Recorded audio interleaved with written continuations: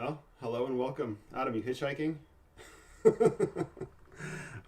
Welcome to the live stream with Dylan Panko and Adam Krell.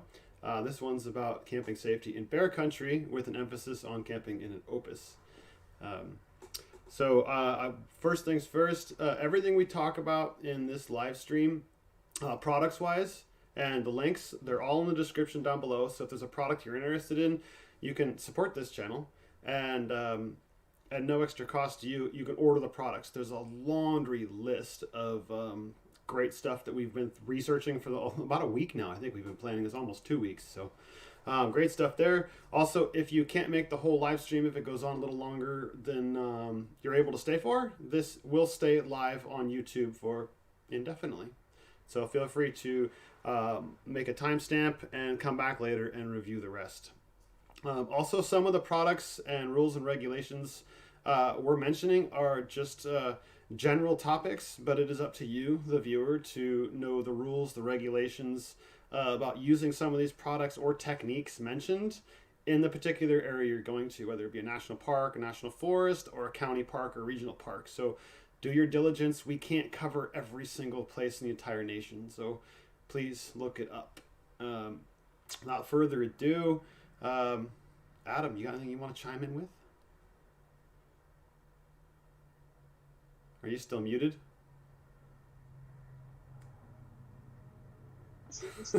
Okay. There you go.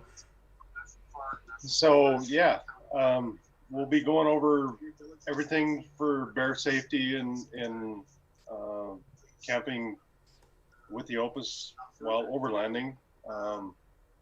It can be some stuff that has to do with in campgrounds. It's going to be some stuff that's dispersed camping. It's going to be kind of a mix of both. So we'll try and do the best we can to help you and kind of share experiences that I've had in bear country. Adam, can I pause you? You have something playing in the background. I know, I'm trying to figure out what that is. It's going to be some stuff that's dispersed camping.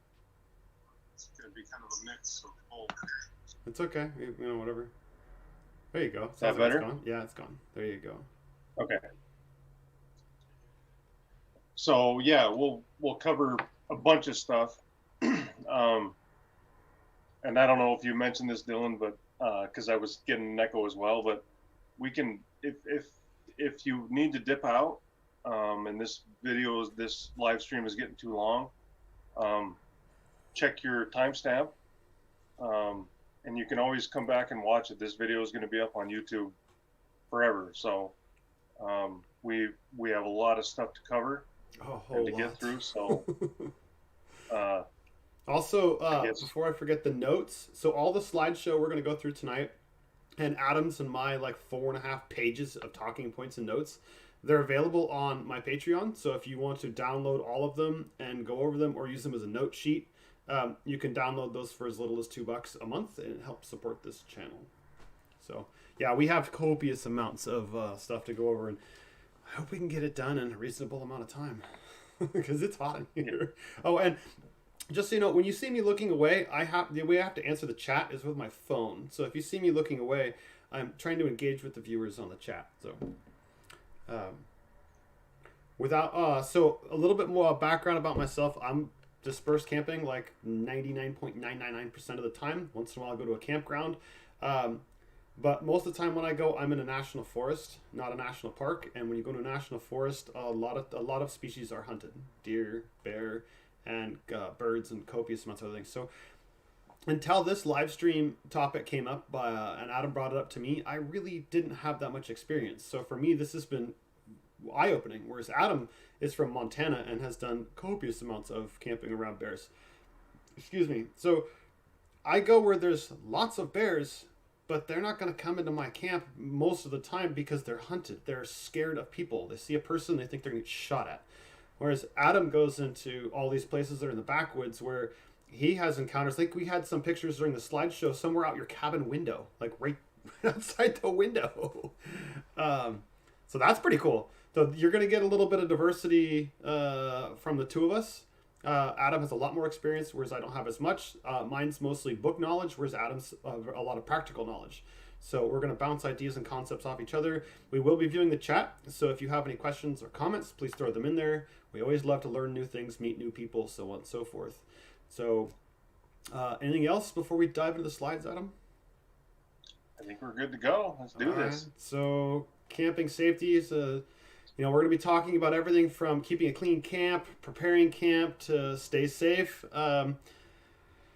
Lots of products, lots of details. I think we even have a little section here about sex, menstruation, burning your trash. I mean, we tried to cover as much as we could possibly get. So moving on to the next slide. So some bear facts, guidelines, bear awareness practices, food. So this is like a general, if you will, of what we're going to be covering this evening, that I kind of was a little premature about speaking that out there. So you're going to need to know for information.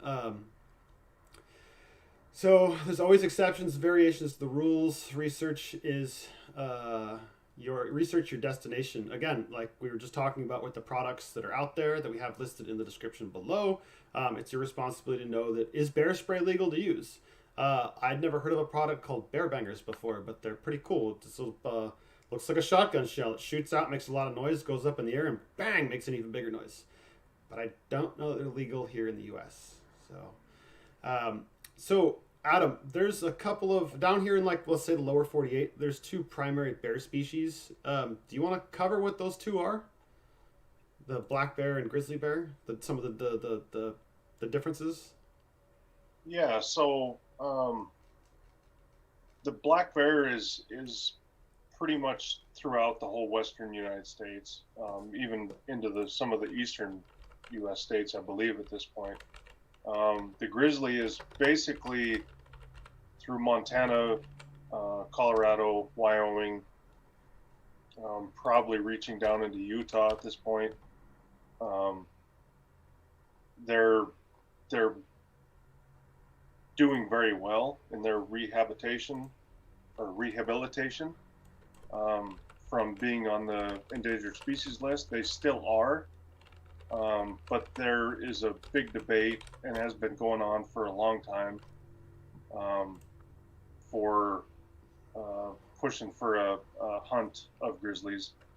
I know Montana, Idaho, and I believe it was Wyoming. We're actually going to just put them on the list, and I think Montana backed out of that. But I believe Idaho and Wyoming, or it could be Colorado, one of those two states. But I know Idaho was on that list, that they're going to continue to push forward to hunt the grizzly. So that being said, the grizzly at this point is not hunted, which is a more dangerous animal overall than the black bear, because it is not hunted and it hasn't necessarily had the fear of humans that black bear has in all 50 states. So I think at some point that's going to happen. The numbers are getting high enough where that will be an option for Forest Service and state governments to implement. But as of now, it's not. So, yeah, there's a big question on camping with bears. So that's kind of what we're going to cover tonight. And the difference is, it's not just where you're at, it's what bears you're maybe going to encounter. So, black bears versus grizzly bears, which, from what I understand, black bear does not necessarily mean it's going to be black. It can actually be brown, or in some cases white. Yeah, and if you can share a screen real quick, Dylan. Yep.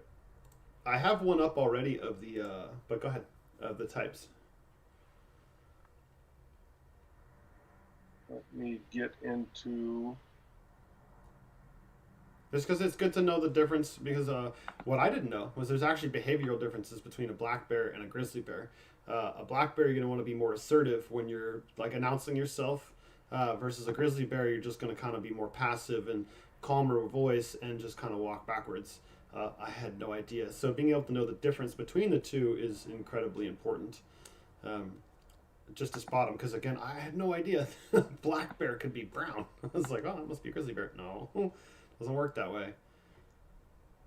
Okay, so you can see my screen, Dylan? Mm-hmm. Yep. Okay, so this is off the Teton National Parks website. Basically what they're showing you here is this is a black bear and the difference in color, which this photo isn't the greatest because they can be almost blonde. I've seen black bears that are almost blonde, but if you scroll, you can roll through. It's much darker, and you can see the difference in the color. Then if we scroll down,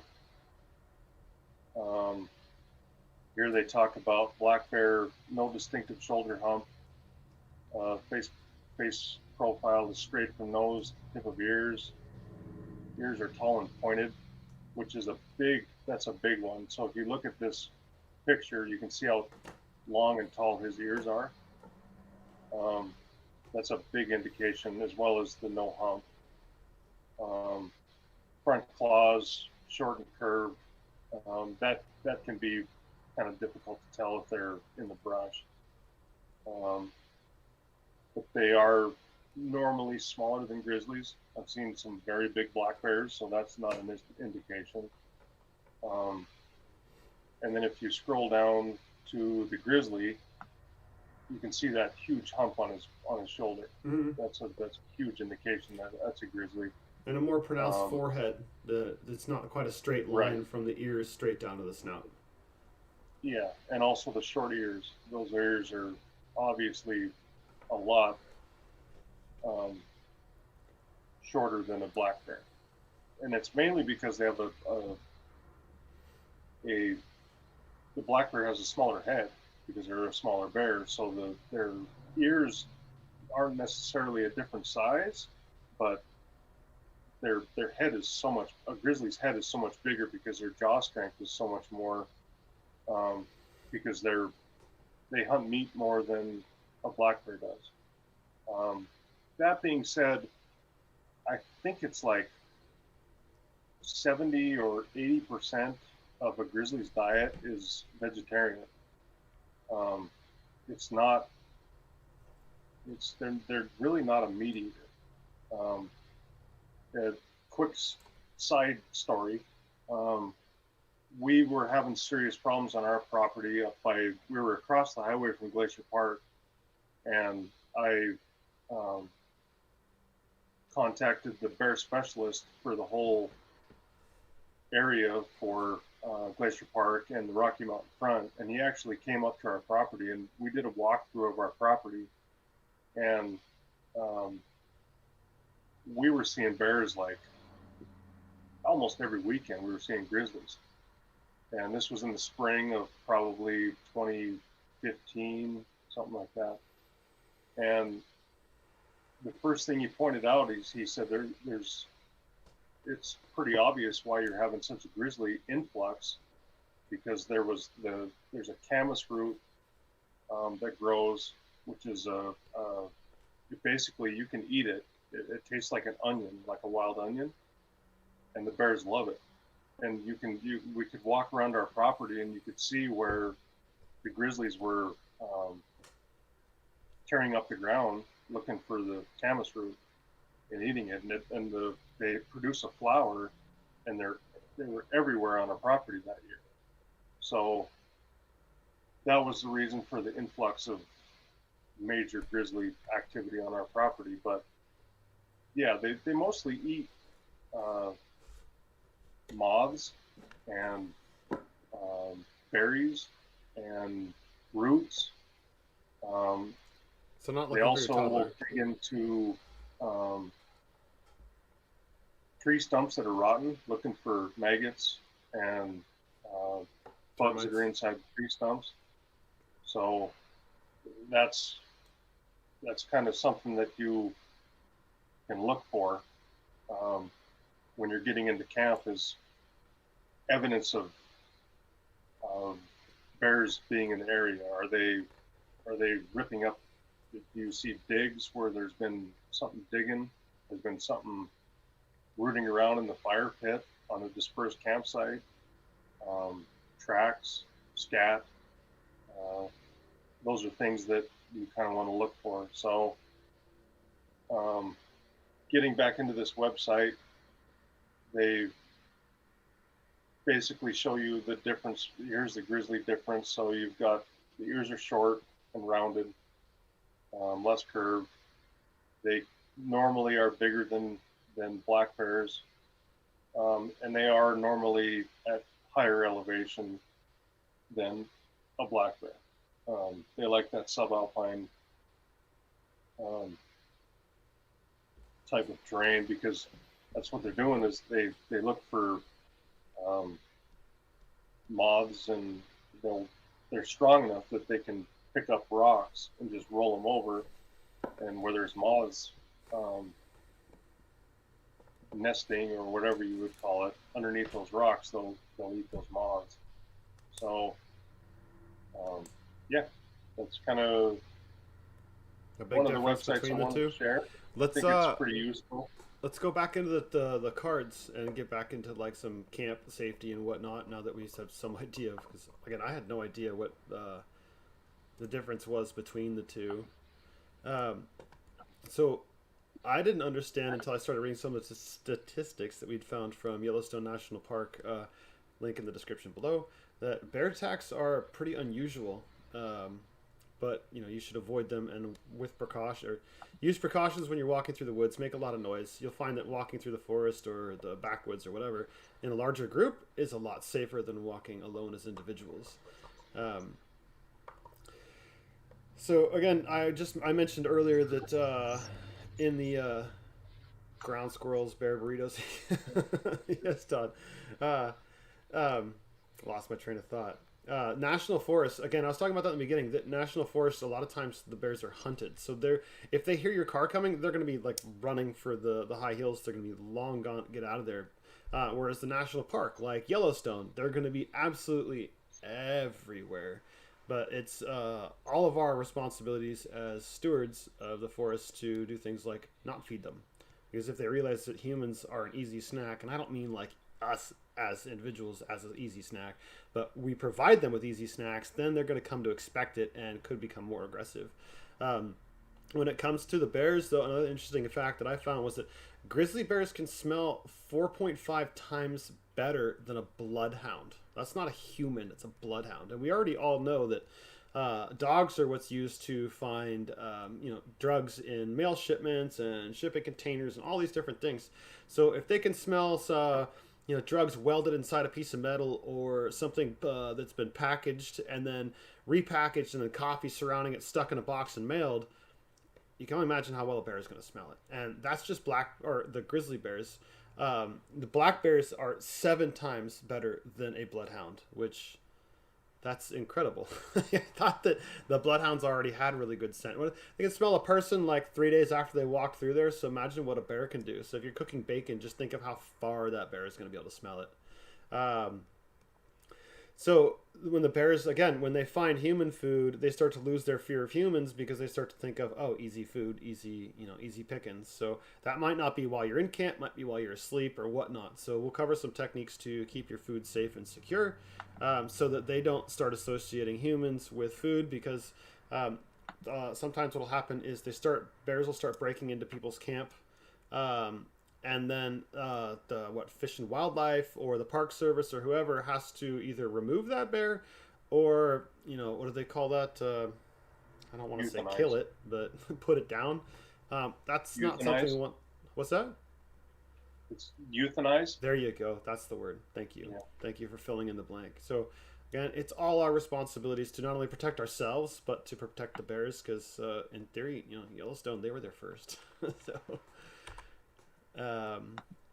be aware. Tips, what to know and watch for. Learn to discuss and bear safety. So again, travel in groups. Discuss bear safety protocols. Maybe as you go out, maybe you're going out with a group of people that have no idea, have never been out in the woods. hiking or around bears. Some people, you'd be surprised, they've never been in the forest or national park, so they don't even know about ticks. It's a good idea to help everybody out and do our part to share and keep everybody safe. So Adam, this came up with us not too long ago about insurance. So have current insurance on your vehicle and your trailer and keep your keys on you. Well, that's kind of two things. So the insurance thing, though, the point I would bring up that Adam and I were talking about a little while ago was make sure you tell your insurance company you have an Opus, what model you have and how much you paid for it, what you have on it, what you have in it. Don't just assume that they know and that you're covered.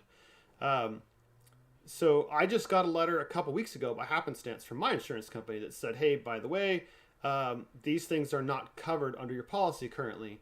And I started reading through them, and I disclosed to them that our truck and our car is completely stock, which is the truth. I don't have a winch on there. I don't have any lift. I don't have mud tires. I don't have rims. I didn't alter the upholstery. I didn't put in a aftermarket stereo, blah, blah, blah. It was this big, full page list. Excuse me. Don't assume that because your car is covered that winch is covered or that bumper's covered or any of that stuff. Make sure you talk to them because if you do have an accident, you want to make sure that you are covered, not just the medical, but the vehicle and the trailer itself too. Maybe ask them or let them know that, hey, we're going into bear country. Does it have comprehensive or whatever it is in case the bear rips a hole in my tent, or I don't forget to latch the refrigerator door and the bear got in there and tore my fridge. I don't know what they cover, but it's good to be open and honest with your insurance company. Don't hide things and then have to suffer in the end. And I thought that was covered. Well, no, it's not. And Adam brought up this point about keep your keys on you. So maybe I'll let you elaborate why you like to keep your keys on your person versus in your tent. Okay, so normally if I'm not in bear country, I have a spot in the trailer that I keep the trailer keys and my truck keys right inside the door to the left on the OP2. There's a little open space that I keep my keys because I don't necessarily want them on me and possibly losing them. But when you're in bear country and you're in serious bear country, having the keys for your tow vehicle or your truck or whatever you're towing with on you is important because, say, if you're sitting in camp during the day, it can happen. I've seen bears walk through camp in the middle of the day. Doesn't have to be at night or early in the morning. And the basic rule of thumb with especially camping in campgrounds and even dispersed camping is if you have a bear walk through camp, the best thing to do is to grab your food as much as you can. If it's, you want to try and keep it as minimal as possible as far as food spread out, but grab your food and take it to the vehicle and get inside the vehicle and shut the doors, roll the windows up, all that stuff. If you have to waste even 3 minutes to look for your keys or find them in the trailer, it's just wasted time. So you're best off to, when you're in bear country, have, even if you carry 2 sets and you keep one in the trailer for a spare in case you lose the ones that are in your pocket, always carry a set of keys in your pocket. That can drastically speed up the time in case you need to move out of camp and get to your vehicle where it's safe. And you can always, once you're in that position, if the bear decides to come towards the vehicle, you can always leave the area. If your trailer's insured and insured properly, you can deal with a trailer that gets torn up, but you don't want to deal with people having issues with bears. So yeah, always keep your keys on you when you're in camp, and if you need to, have a spare set in the trailer. Spare set. Yeah, that's a whole other topic. Don't know anything about that. So check your. We talked about this before. Check your local rules and regulations about bear spray, bear bangers, and bear bags. Because in some places, we already talked about bear spray and bear bangers may not be legal. A lot of places, bear spray will be legal. But bear bags, they're for. We'll talk about those more in a little bit. Those are for hanging food. Those are not necessarily legal either in some places. My understanding is they're mostly not allowed where you have bear lockers where you can lock your food. The campground provides you with a steel container to lock your food in. So again, check your regulations. It's not hard to find them. They will make them readily available. There's lots of officials you can reach out to. The other thing you can do to keep yourself safe is to contact where you're going to go and ask them, have there been troubles with bears? Do you have any particular insight or specifics I should know about for your kind of area? Because the bears in, say, Yellowstone might be a lot more, I don't want to use aggressive, but maybe assertive or more brave than in other national parks. So it might not be bad to do. Do your diligence. An ounce of prevention, ounce of cure. Save yourself some food and hassle of get out of here, bear. Yeah. So what I would say to that is that I've spent a ton of time in Yellowstone and Glacier Park, and they're one of the highest populations of grizzlies and black bears, especially grizzlies I believe in the lower 48 states. And they will tell you, if you contact the Park Service or the National Forest Service that's surrounding that Park Service, they will tell you if there's been a trouble bear, if there's been numerous bears spotted in the area. So yeah, do your diligence if you're going to go to places like that where bears can be an issue. Do your diligence and contact the Forest Service if you're going to disperse camp outside the Forest Service, or you're going to camp in the park itself. You can contact the National Park Service or the National Forest Service, and they'll tell you if there's been any issues with bears. So yeah, that's something to keep in mind. Is they want you to be safe just as much as you want to be safe, because they don't want to have to euthanize a bear or have issues with bears in their Forest Service. So they're more than willing to help you and work with you to let you know what's going on in the Forest Service.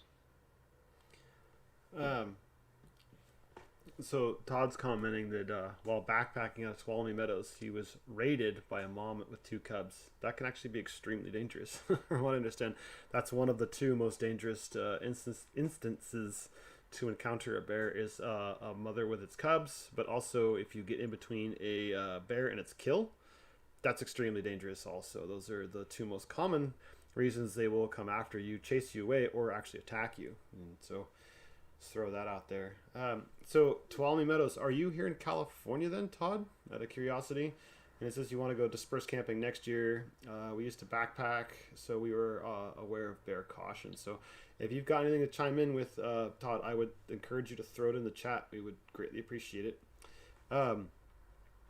So when you're in areas of concern, carry bear spray and know how to use it. One of the things that I discovered in the last week or so was that you can, it's not very many places, but some places will sell expired bear spray.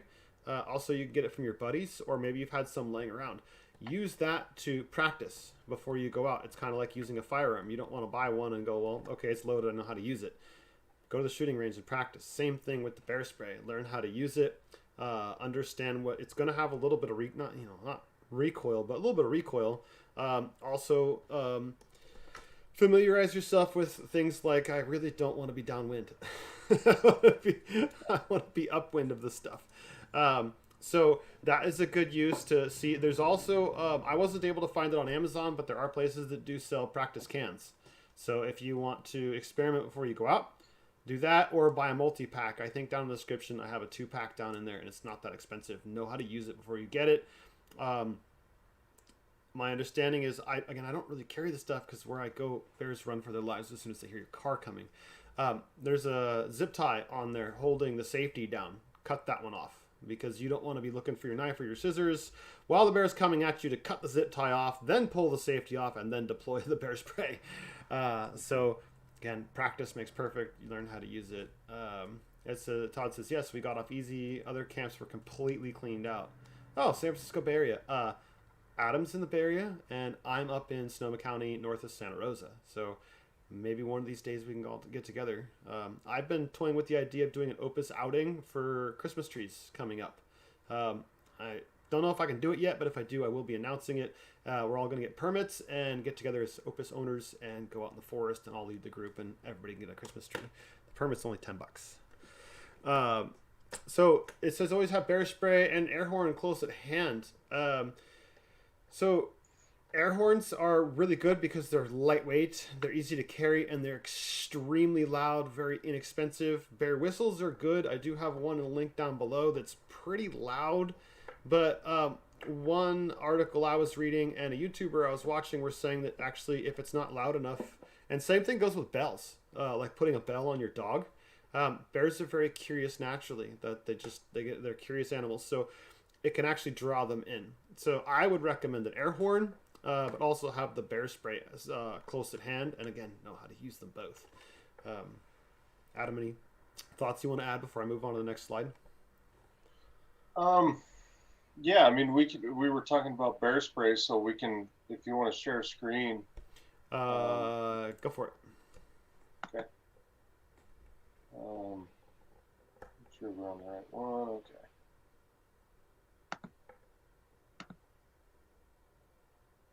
Oh, thank you, Pepper, for throwing up the link. That's awesome. And Todd, Adam, 1 second. Todd, if you want to know, shoot me a Facebook direct message, and if we do make it out, I'll send you a invite, or join Bluebird Adventures on Facebook, and I will be announcing it there. So, Adam, sorry, back to you. And I'll also say to Todd that some of those areas you mentioned are some of the most troubled areas for bears. Stanislaus and I think there was a campsite that you mentioned that was down towards Yosemite. Yosemite is one of the toughest places to camp because of black bears and because people have not done due diligence for a lot of years.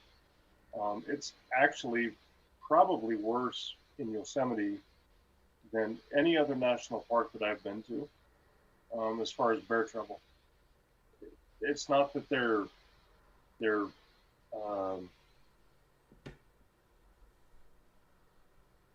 having extreme bear danger where people are getting mauled or something like that, but I have heard so many stories from Tahoe down to Yosemite that it's one of the worst places for bear encounters while camping.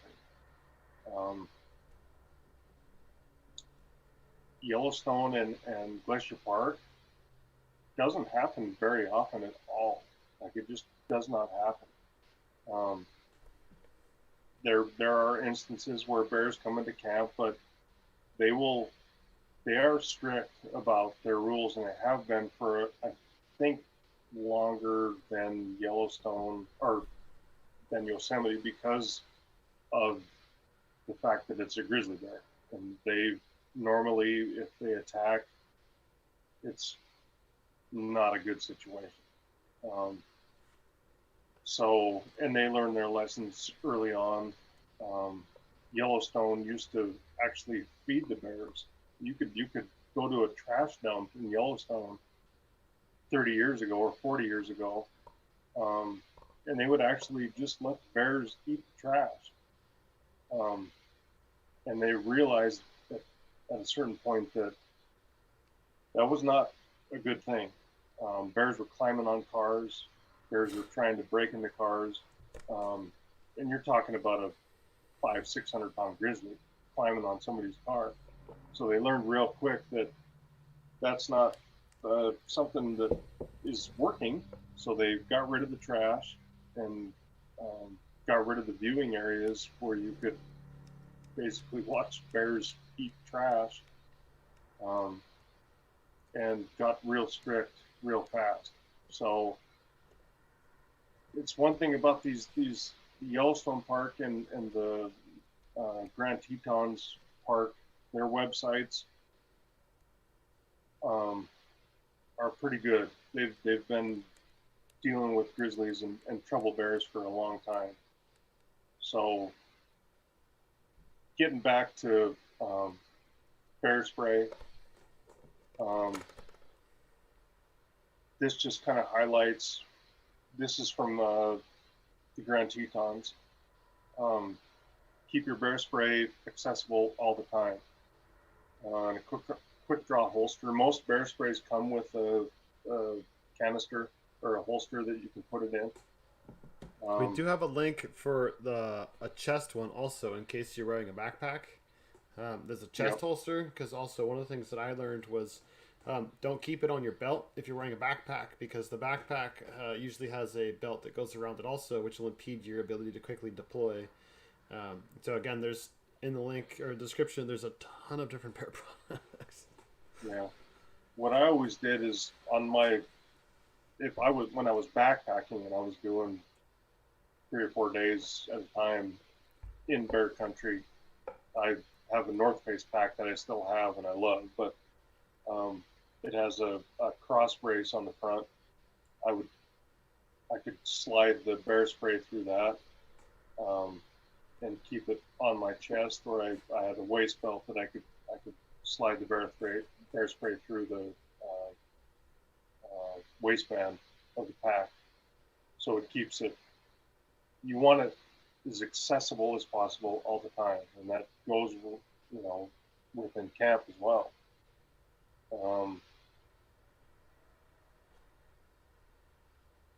Let's see. We have quite a bit of slides, remember, Adam, to go through. So. I know. One thing that we were talking about, Dylan and I, was get a can of bear spray and practice with it.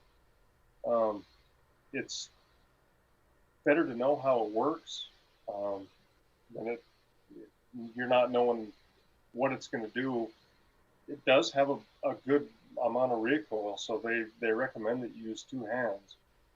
So that's something that's important as well, is try it out, see what it does, see how it feels in your hand, and so you know how it works, you know the amount of fog that it's putting out,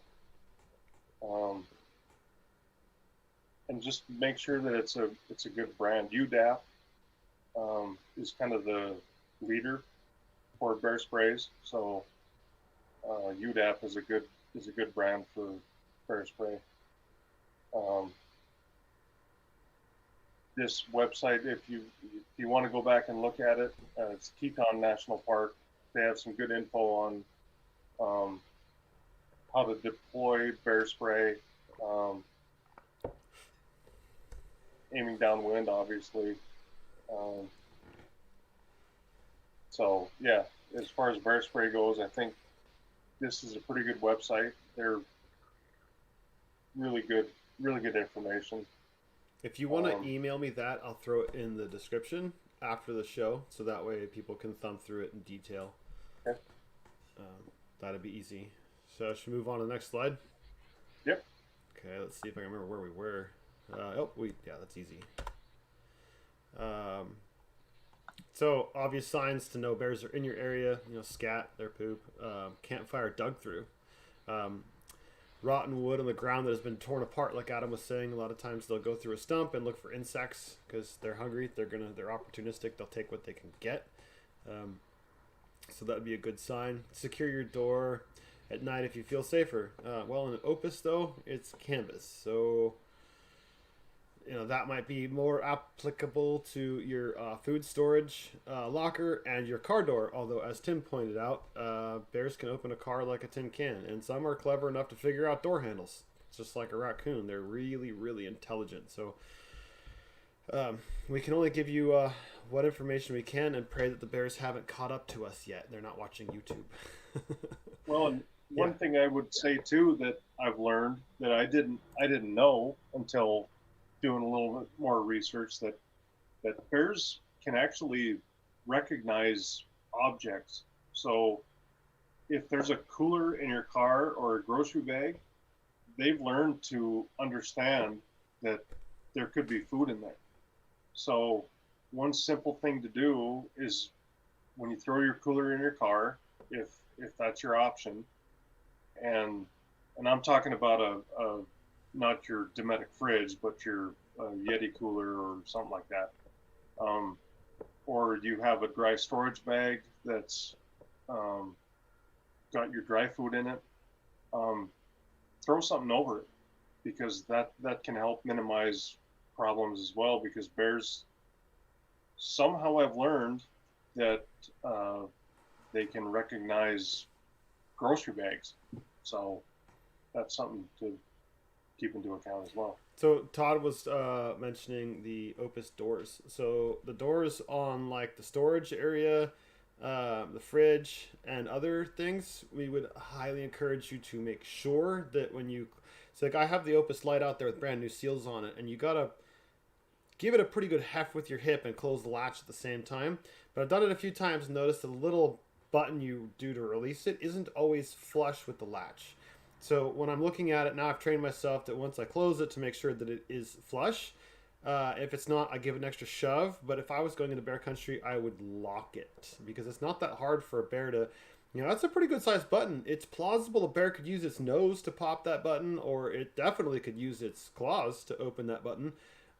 So I would encourage you to lock the door in addition to shutting it and put nothing inside the tent.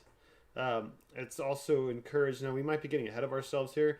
You'll notice a lot of the stuff in the description is fragrance-free soaps and hand wipes and sanitizer and dish soap. It's because of the fragrance.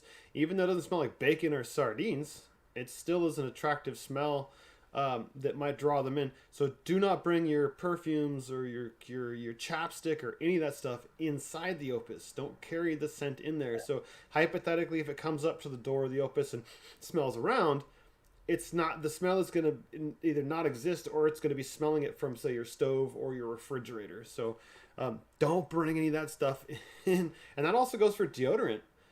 You'll notice down in the description, there's I have a thing of Arm & Hammer baking soda deodorant. It is odorless. So all of those things are especially important to not use it. In the 80s, Yosemite's bears, this is Todd, learn to perform and make models of vehicle. Preferred makes and models. So they would learn the specific makes and models of vehicles they could easily get into. Now I can completely see that. Fortunately, Opuses weren't back then, so at least not that I'm aware of. So they shouldn't be that well trained on how to get into one, but getting sidetracked. Again, keep it, we'll cover some more about camp and whatnot, but lock the doors on the Opus refrigerator and whatnot, because bears are smart, and like Adam's saying, they'll recognize things. I wonder if they can recognize the emblem of a Dometic and go, man, this guy's got money. I wonder if he has extra tasty food inside there versus that guy's just got the Opus one. Anyway, so let's go back here. Car alarm on a vehicle. Well, car alarm's a good idea in many cases, but if a bear has learned that it's a good reward, they're just going to ignore the car vehicle. Same thing with, like, if they know that, let's say Yosemite, where you're not allowed in camp to pretty much do anything to them except, roar, roar, bear, get out of here, and bang on the pots and pans. They're just going to put up with the noise and take what they want and wander off. They don't really care. So a car alarm's a good idea. I'm not saying don't do it. But just note that if they're already used to all of that kind of stuff, you might have to start thinking outside the box. Park your vehicle so headlights will shine into camp if turned on in an emergency. So I think, Adam, this was one of your topics that you wanted to talk about. So I'll turn it over to you. Yeah, so I think it's a good thing to, if you're going to be staying in bear country and you're in serious bear country and it's some concern of yours, unhitch, flip around, and turn your vehicle lights towards the campground or campsite that you're staying in, because I've had several times in backcountry situations where with grizzlies that aren't used to food, more of a dispersed camping situation where I've yelled at grizzlies and scared them away. So it can work. It just depends on the situation and the bear. Like I said, Yosemite is probably one of the worst for bear encounters, and bears just don't care. Even though they're black bears,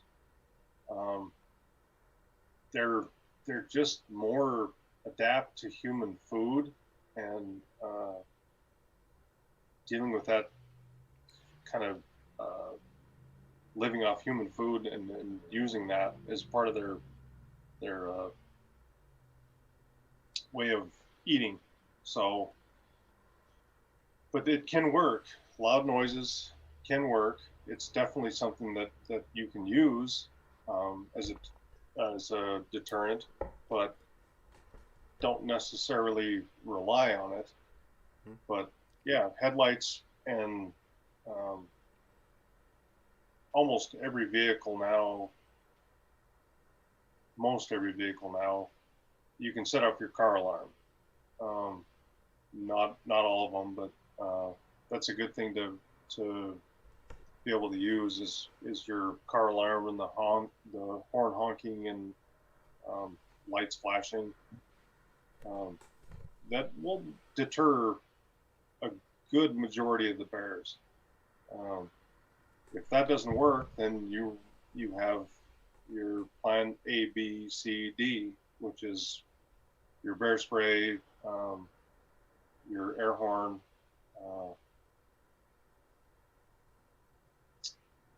different things that we'll probably go through later.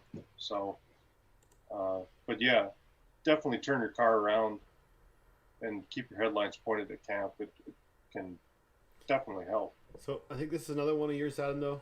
Keep the light switch on when you go to bed. Yeah, so before you go to bed, turn the master switch on for your lights. So then when you're inside the Opus, you have your two dials. You have the inside light and the outside light. Don't turn the inside light on because you're not going to be able to see anything. It's going to blind you. But you can turn your outside light on, and they're not super bright, but when it's dark inside the trailer and it's dark outside and you turn those lights on, it will give you a good enough hint as to what's going on outside. So yeah, it's a super easy thing to do that can help you be aware of what's going on outside your trailer if you hear a noise at night. So yeah. So another one, I think this is yours. Keep headlamp close by at night, as well as keys, air horn, and pepper spray. But I think that means bear spray. Yeah, bear spray. So yeah, we normally what we do when we're in bear country, and what I've always done when I've been backpacking in bear country is either keep it on your person, or in a trailer situation where if you're close by, just keep it close by. Keep it on the cutting board. Keep it on the picnic table if you have one. Keep all that stuff close by when you're in camp or you are dispersed camping. Just keep it close by all the time, whether you're in camp, eating lunch, or when you go to bed. And same with your keys. Keep your keys close when you go to bed. If you have a car alarm, or in my case, I have ditch lights that I can turn on that are super bright, and it works through my phone. And I can turn those ditch lights on, and it will literally like daytime. at night. So yeah, keep your phone close, keep your keys close, bear spray, air horn, all those things are, you always need to know where they're at the very least. Good. Well, lots to remember. So again, all these notes plus our less consolidated notes are available for download on Patreon. You can find a link to that down in the description. You can download all of this stuff. Camp procedures. Practice clean and clean habits. Avoid danger to people and bears. Because again, if bears come into camp too often and become problematic, then unfortunately they either get removed or euthanized. Breaking camp. Breaking clean camp. We've got rules to associate humans with food. Endangering not just yourself, but the future of campers and other bears. That goes back to what I was just talking about. You're going to protect them and yourself from trouble. We don't want the bears to learn what a Yeti cooler is, if we can avoid it, if they haven't already learned, or a Dometic fridge. One quick note on that Go ahead. is if you're camping in a campground or you're dispersed camping, especially when you're in bear country, and you see someone leaving food out and they're not around camp, and they're gone, or they're practicing unsafe environments, do not hesitate to call Fish and Wildlife or National Park Service rangers. That's part of what I read on both websites for Teton and Yellowstone.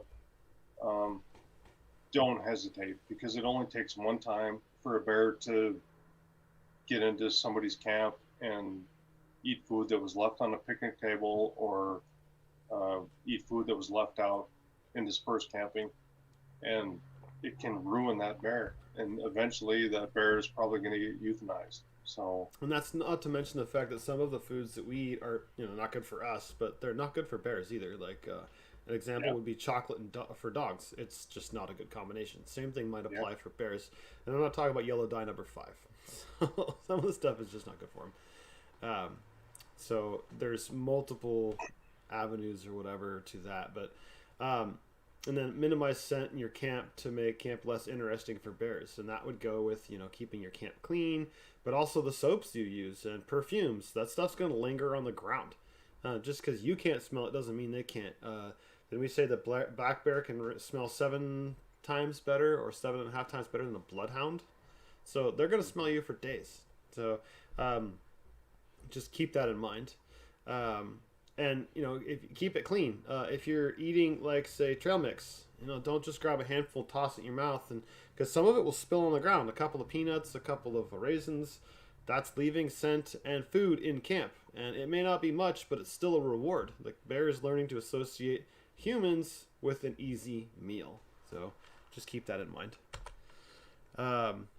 Smoke your clothes and hands with smoke from the campfire to mask the scent of food. Adam, I think this is one of yours again. mm-hmm.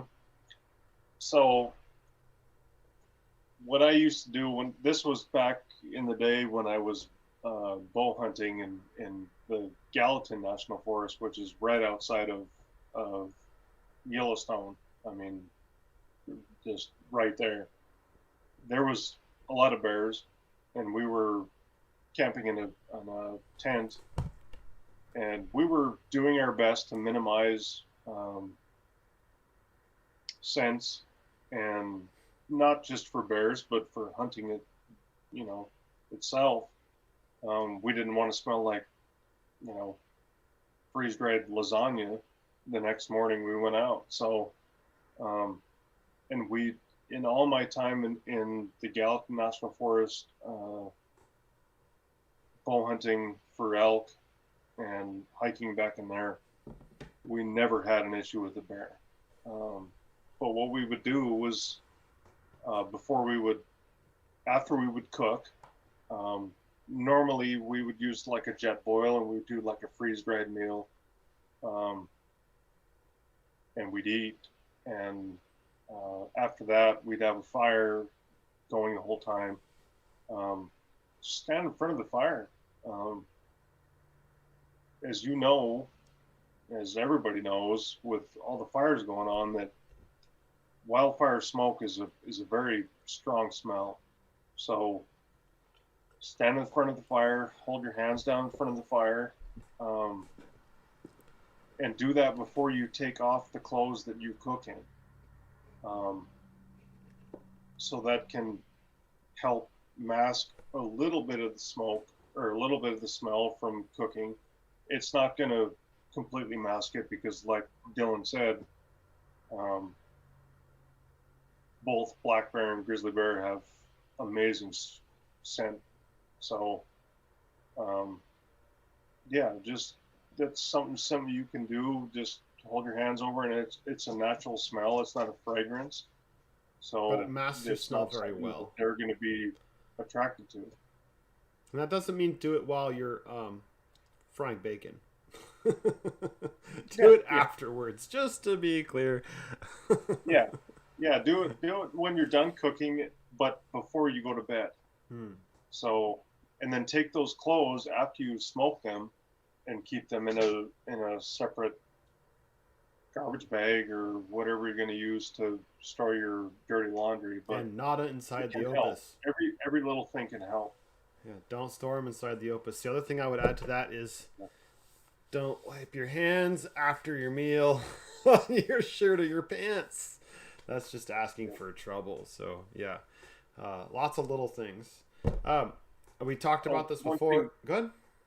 one thing I'd like to say is when you're doing your dishes, and we may get into this later on. I can't remember, but um, use a paper towel to wipe your dishes down, um, and wipe your dishes down over your garbage bag, and put that paper towel in the garbage bag. And then when you go to do dishes, you don't have a bunch of food gunk and stuff going down Onto the the ground. Opus hose drain and into your bucket. So it's basically minimalizing the amount of food gunk that's going into your stuff that has to be taken care of later. So always wipe down your dishes, um, and throw that in your garbage bag and dispose of that where you can.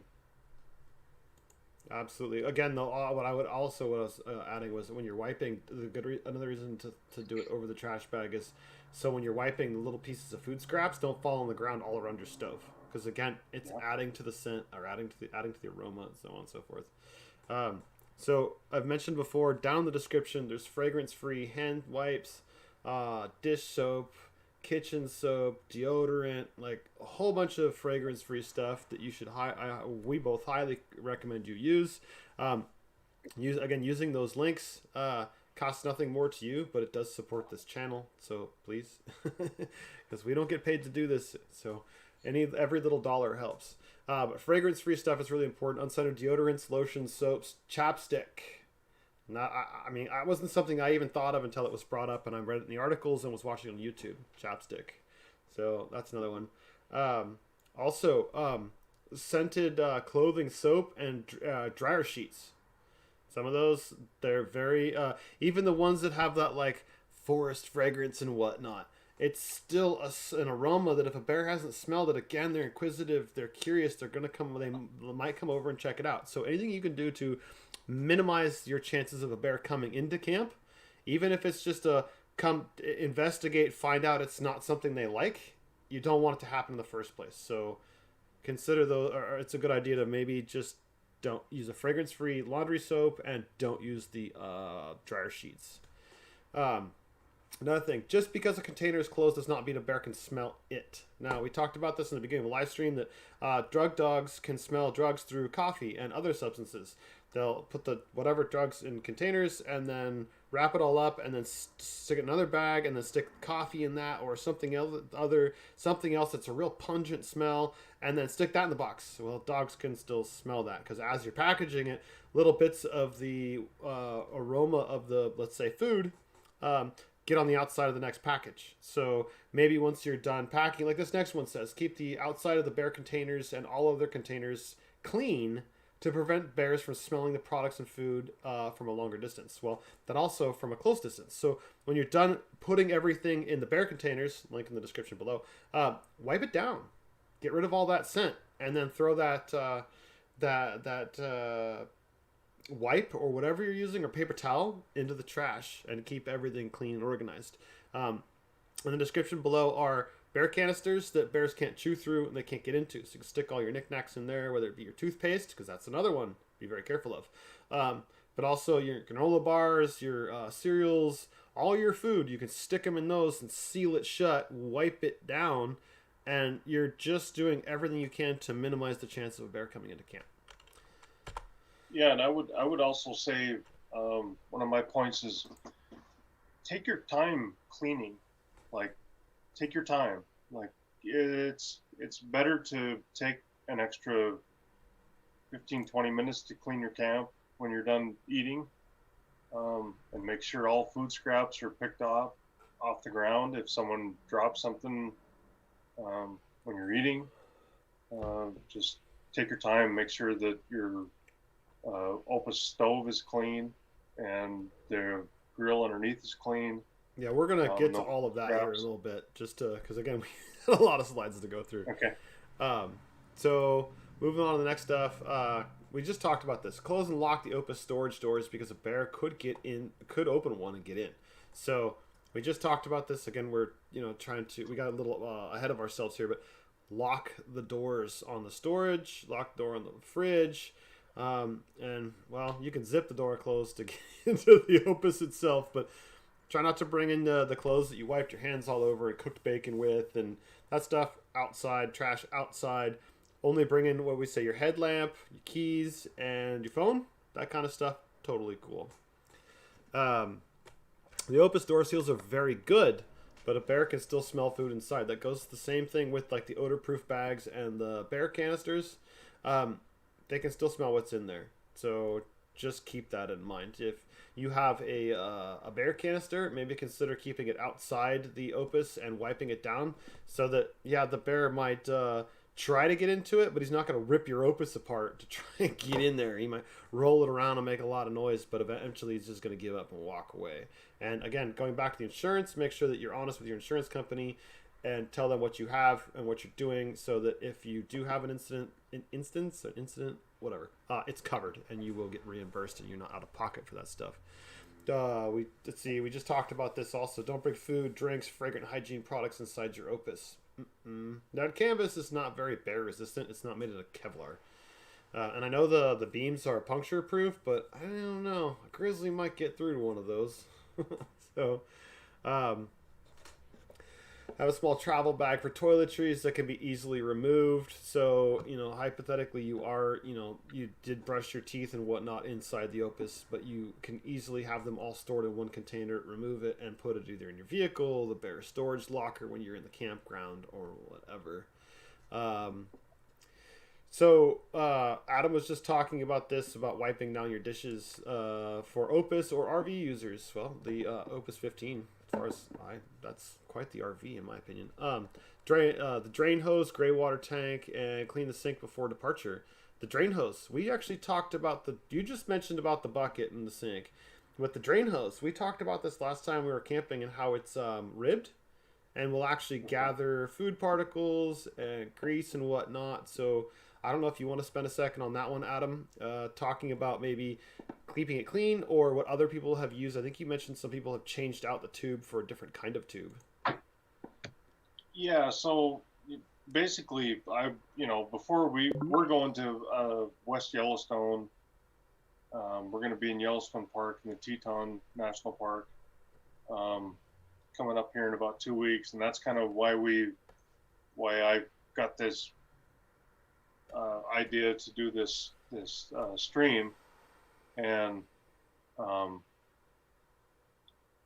so going with that, before we leave, that's one thing I'm going to do is I'm going to make sure that our drain bucket, which goes under the sink, is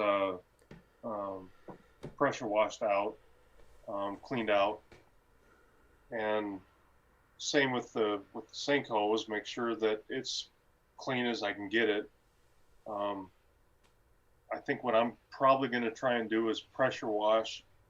Just stick the pressure wash nozzle down the hose and try and blow as much of the grease and gunk and nastiness out of there. Maybe put some dish soap in there, um, clean it out.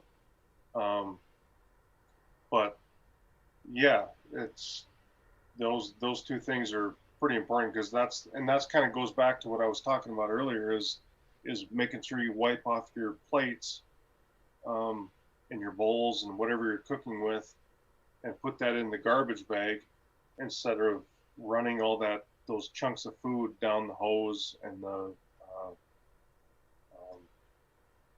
into the bucket that you're going to be using for dishwater. But there have been some.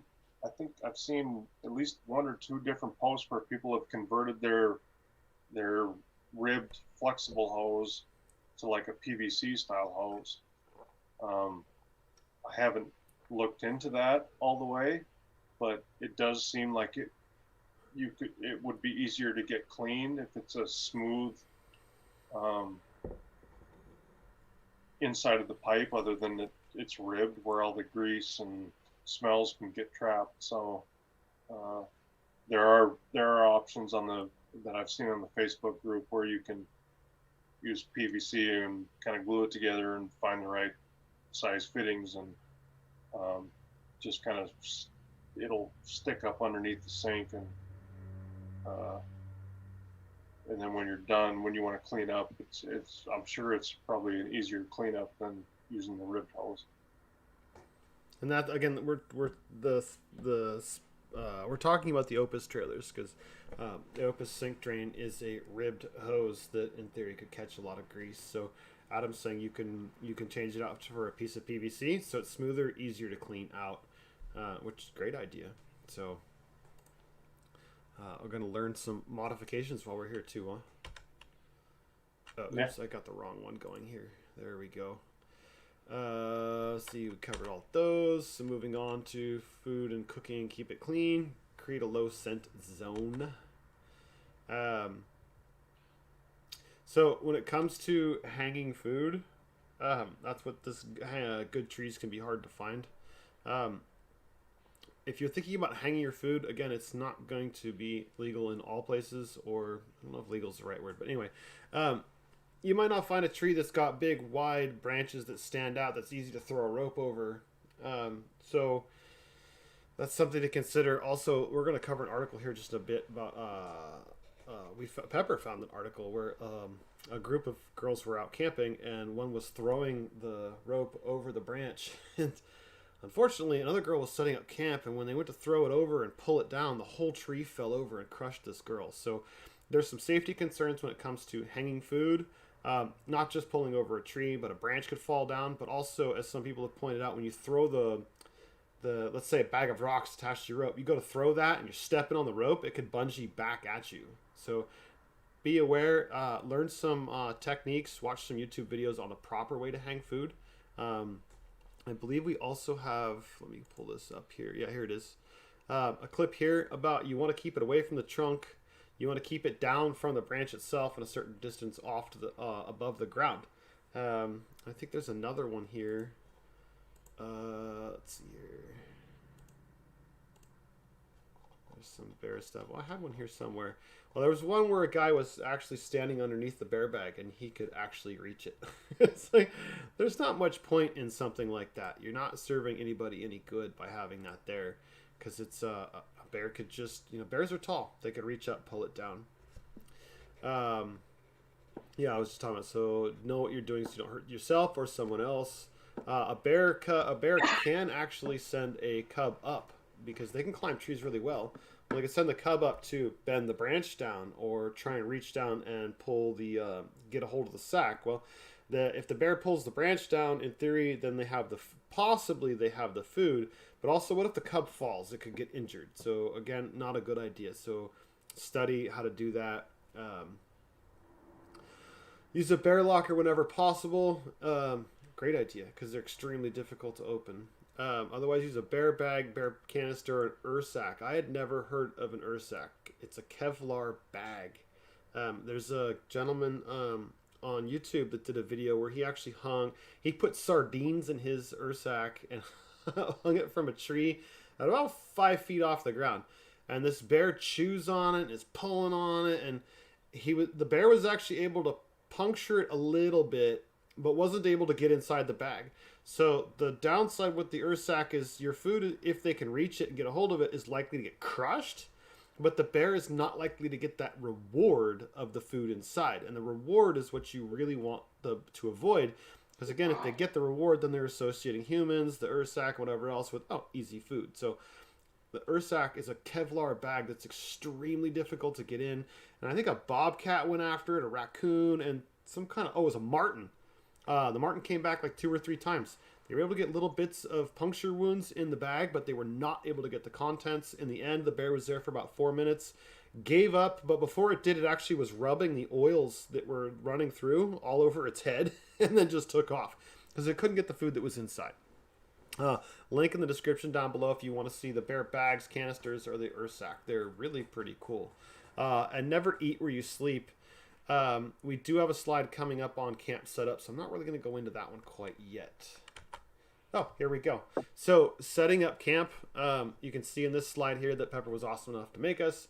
The food cache should be a certain distance away from the trunk, also below the branch, and above the ground. Now, this is some people have referred to this as like the campsite triangle. So it's a neat little picture of an Opus right here. So you want to keep your Opus if you can. Now, if you go to like a campground, you're not going to get this distance. This is just in an optimal conditions, optimal scenario, whatever. You're going to want put some distance between your Opus and your food, and your Opus and your kitchen area. Now, problem with the Opus in kitchen area is the kitchen area is attached to the Opus. So keep it clean. Wipe it down. There's some kitchen cleaners and wipes in the description. So you could wipe it all down, close it back up, and shut the lid and lock it. And if the bear can't get in there, they'll give up within a couple of minutes and head on, and hopefully you're insured in case they do cause some damage. But in another world, like if you're doing backpacking or truck camping or something, if you can, set up your kitchen area away from your sleeping area and upwind of your kitchen area, and then also your food cache. Keep a good distance between them. So there we go. Did Pepper put in this little Opus? Yeah, trailer? She drew that today. That's awesome. Yeah, she made I like that. She made it while I was out having the truck smogged. I said, I'm going to get my truck smogged. I came back and she was already done. Very good. Thanks. She's watching, so she can hear you. Cooking and clean prep and cook procedures. Don't burn food scraps. Adam, I've been like kind of long-winded here. You want to go into this one? So yeah, I've been guilty of this myself. I've done that. But yeah, you really shouldn't burn any leftovers, food scraps, things like that in your fire, because it takes a very hot fire to disintegrate all those smells and odors and things from cooking dinner or lunch or breakfast or whatever. So don't burn them. You're better off to put them in a garbage bag and put them in a bear storage locker, or hang them in trash bag from a tree or something like that. But yeah, burning them just isn't a real good idea. It's not really practical. The one thing I might bounce off you real quick though is hypothetically you do have a decent fire going. If I was to say burn my whatever scraps, and then at the end of the night after I drown my fire, go through and pull out my food scraps, wouldn't that minimize the amount of smell though? It would probably help. I mean, I think as long as it's not, the biggest thing is like bones. So you're going to eat a steak at night, and you say you're going to eat a T-bone steak. It takes a lot of heat to completely kill the smell of a T-bone or disintegrate it into ash. Chicken bones, anything that's got bones in it. Um, and again, this is from my own experience. I'm not going to tell you that this is, the law or the rule or whatever, but in my experience, if it has bones in it and there's meat stuck to it, um, don't burn it in a fire, because it just you're kind of asking for trouble. So bones, you already have a trash can going for all your other stuff. Throw it away. Yeah, if you blow your nose, or have light napkins, things like that, you're obviously that's going to dissipate in the fire. But major cooking stuff that has real strong scents, just throw it away. It's just a safe bet. So the one thing that I would comment on is so I wanted to go with both sides of the this aspect of burning food. Was, would it minimize the smell? But here's the other side. If you're burning something like delicious, like a delicious steak, even if it is just the trimmings, you might actually be releasing odors out into the wild that the bears can smell it for miles and bring them back in. So I just want to make sure we're very thorough with everything, and cover as much as we could. So I kind of already knew the answer, but we needed to cover it as far as much as we could. Well, in depth. the other thing I'd say about a campfire, real quick, is when you're burning something, heat rises, so it's going to go straight up, and it's going to go out. Mm-hmm. So whatever smells are in your camp, if you're burning your leftovers or your remnants of your meal, heat rises, and then it's going to take the wind and it's going to go out. So it's going to push your scent even further than if you just put it in a garbage bag and sealed it up the best you can, and wherever you're at, deal with it there. Okay, well, I feel like we've covered all that. I think it's time to go on to the next. One thing before we move on, though, is if you're just joining us, this is a live stream that will be up for basically ever. So if you've missed the beginning, feel free when we're done to go back to the beginning and watch this in its entirety. Or if you need to go, you can make a timestamp and come back and check this out later. So without talking some more, here we go. Take your time cleaning. Do a thorough job. The cleaner you do, the less likely you're going to have an encounter with a bear. Wash food and beverage containers, cooking, eating utensils right away. So as soon as you're done eating, clean them up. Remember, if they're just sitting on the counter, that smell is drifting downwind, and a black bear can smell that for miles. So the sooner you get it cleaned up, the less likely you're going to have an encounter with a bear coming into camp, whether it be a campground or dispersed camping. So put away condiments, even if they're in containers. That goes for mayonnaise, mustard, all of those things. Even though they may not be bacon, they're still delicious. It's still food for a bear. So put them away. Pet food, spilled pet food, and bowls. So not all dogs are real good about making sure they get every single piece of food out of their bowl. Sometimes a little piece rolls down the hill or something. If you can, put down some kind of mat so that if a dog does not get every single kibble, say you overfed the dog, not saying it do, but if it did, you can see those real easy and pick them up and throw them in the trash, or put them back in the food containers. So keep your area clean. Clean up pails, buckets, and wash basins. We just covered that with the sink for the Opus, the downspout, and that also goes for the bucket where the water is stored. Now here's a thought though. Again, where I go, it's a national forest. The bears are hunted, so it's not really an issue. I've a lot of times used my bucket water from the sink to extinguish my fire at the end of the night. There's food particles in there. So I don't know. I guess if I'm out there, yeah, I guess that if I was going into Yosemite, question. I might think twice about doing that. Yeah, and so going on with that point, a lot of, if you're in, I'm not sure about Yosemite, but I know Glacier Park and Yellowstone Park have most campgrounds in those parks have drain basins where you can dump your dirty water down. It's basically like a sewer disposal, but it's gray water. It's not black water.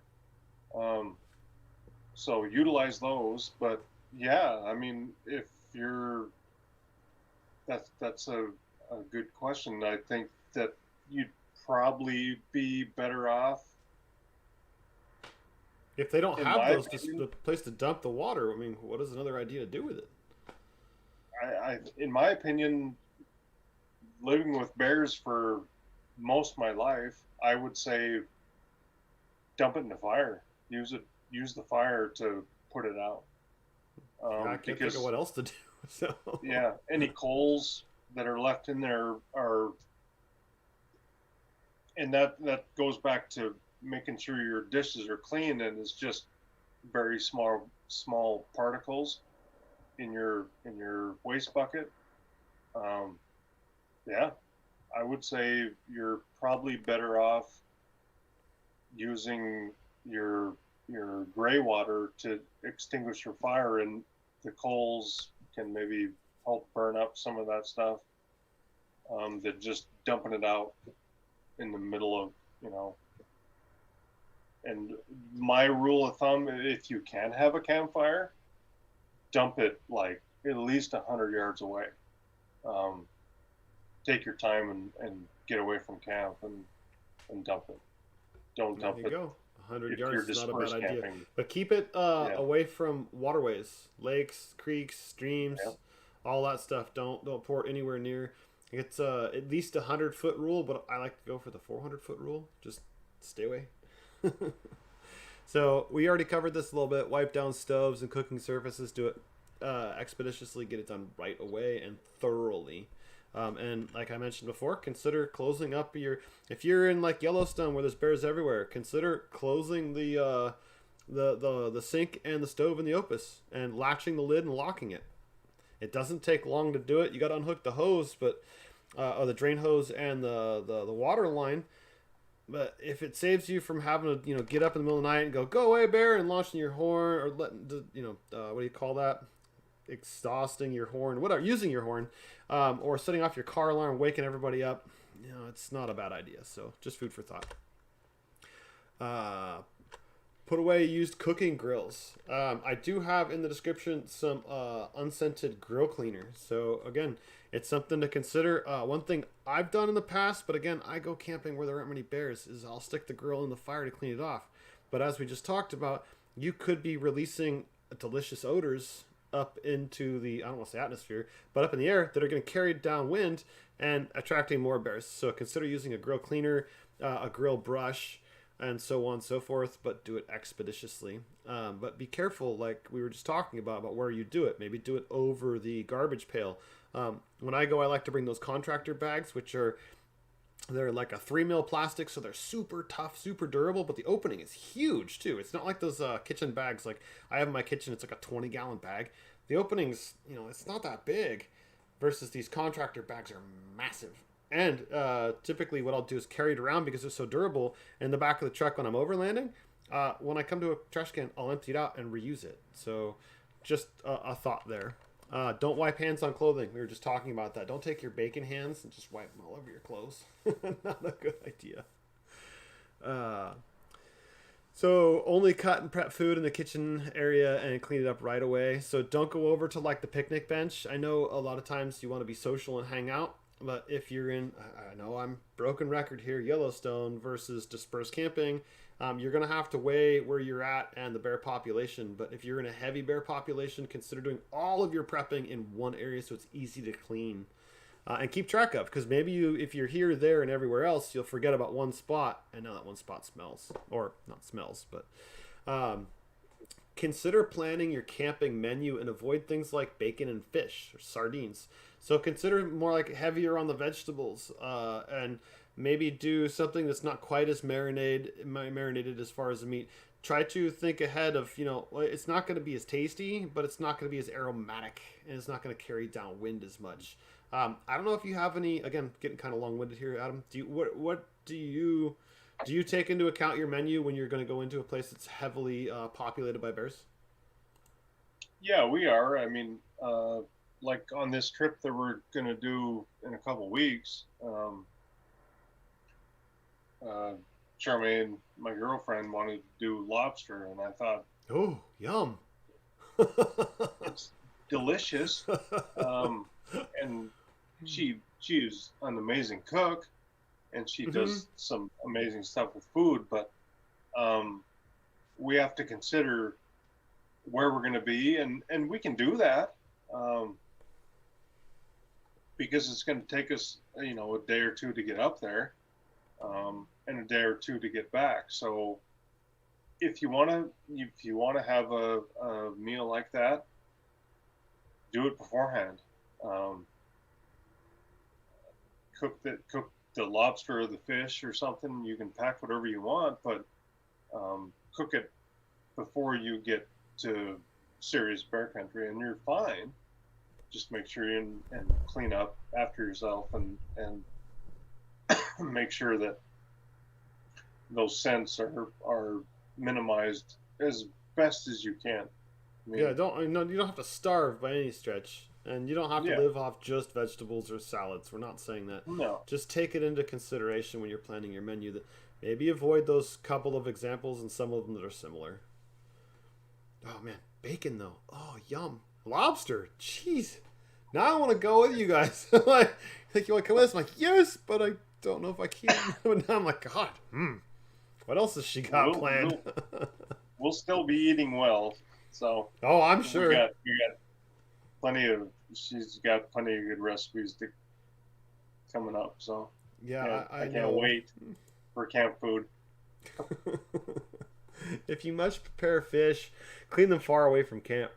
Some places Yeah, do actually have designated fish prep areas. They'll actually have like a little bench and a sink you can use. So don't clean your fish in camp and then throw the guts into the fire because we've already covered all that stuff. It's not a good idea. Um, Lock the fridge access door. Don't just shut it. We talked about that one. But the other thing I wanted to reiterate, which I did, I know, broken record, make sure the door is latched. Our seals, like I talked about, are super fresh. And even though it looks latched, the door, sometimes it's not 100% latched. So give it that extra push or learn to look for how that button, the position that button's in to know that it is shut and then lock it. So we covered that one. All right, moving on to bear encounters. Prepare for the possibilities and never run from bears. So, never run from bears. This triggers the prey drive, and they are definitely faster than you. I see. Now, this would come back to you, Adam. I don't know. You have a lot more experience with bear. To me, it's just a matter of backing up and giving them leeway, unless you're near their cubs or their food. But I don't know if you have any other thoughts on like how you go, what you do, or your mindset maybe when a bear does come into camp or when you're hiking. yeah. So can you share screen real quick? Sir can go for it. Uh,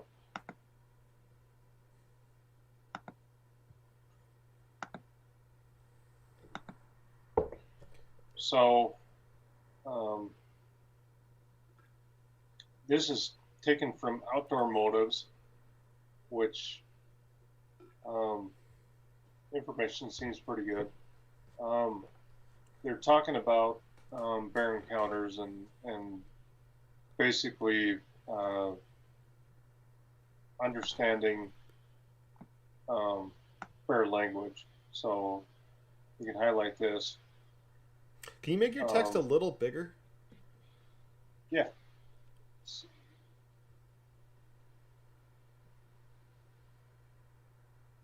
Or you could also go full screen with that tab or that window. yeah, Yeah, there we go. There we better. go. Yep. So you got to understand bears' language. Um,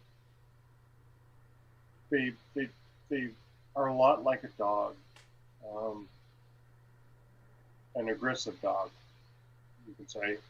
Um, they have,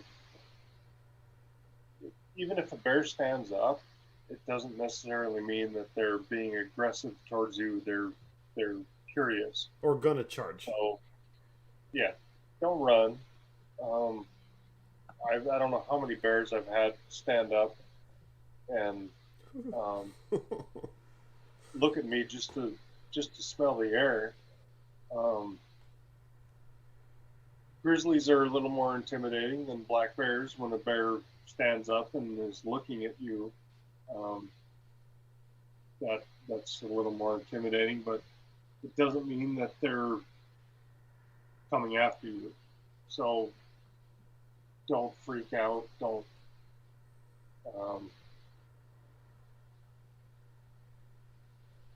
basically stand your ground. Don't run or start backing away real quick. The other thing is, um, if you are if you do have a bear come into camp, make sure your kids. The very first thing you need to do is make sure your kids are close. Um, get a hold of them. Make sure that this is something that you need to talk to your kids about. I'm not a parent, so this is kind of on you. But Thanks. make sure you talk to your kids about bear safety and don't scream, don't yell, remain calm, um, and make sure your kids know that they're protected. And if if they see a bear, move back to camp, move close to you, and remain calm. And everybody move together as a group. Don't have your kids um, freak out or scream or yell or which is understandable, um, totally understandable with little kids. So, um, but just in this website, like at this bottom line here, um, it says if a bear charges, hold your ground. At first, before backing away, bear spray is created for this type of situation. Um, if you pack bear spray, um, disperse it in a side-to-side motion in front of you up to 6 seconds. So that's one thing that they recommend is that you point it towards the ground and not at his face. So point it towards like it's what would you call it? His knees, I guess you would say, in that direction. And that can help deter the bear. And then it goes on to talking about if you're able to retreat, if the bear follows, start making noise, yell, clap, do whatever you can to make as much noise as possible, because it does make a difference with the bear. I've been up to Brooks Falls in Alaska, and I kind of have a thing for bears. I have a super 110% respect for bears, but I love them. Like they're an amazing animal. They're at the top of the food chain in North America. So I've been up to Brooks Falls and witnessed like 1,400-pound grizzlies feeding on fish within 50 yards of me. And this is in Alaska. You can look it up on YouTube. It's an amazing spot, and there's bears everywhere. And I had an awesome time doing that, but I learned a lot from that. That you just have to pay attention to the bear's awareness and what he's doing to his signals. It's just like a dog that you know when a dog is a little unsecure of his surroundings and um, you're not feeling comfortable with that dog. It's the same thing with a bear. So um, just pay attention to his body movements. Um, they say in this website at the top, just because he stands up doesn't mean that he's a threat.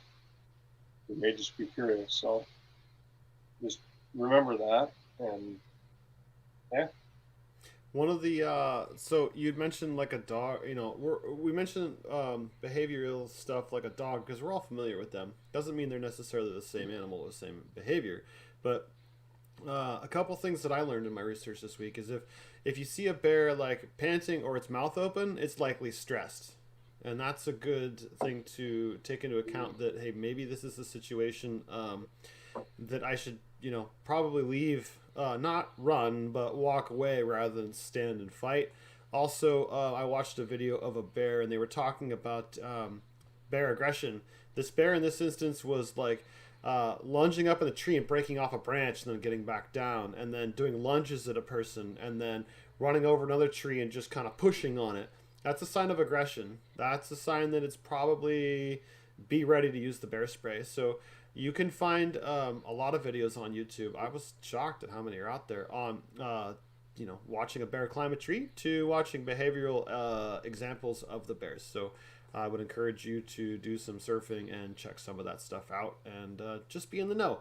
Knowledge is power, right? But it's also safety in this instance. Did you have more you wanted to? There answers that question, asking if you wanted more to share on that one. So let's see here. Where do we leave off? Carry bear spray on the pack belt. I talked about that a bit ago. That if you're wearing a backpack, a lot of times they have a belt that goes around. If you have your pepper spray, mount it to the belt for the backpack, not your pant belt. Or better yet, run a chest holster because it's even easier to grab and deploy. Links in the description down below if you want to see what I'm talking about or purchase it yourself.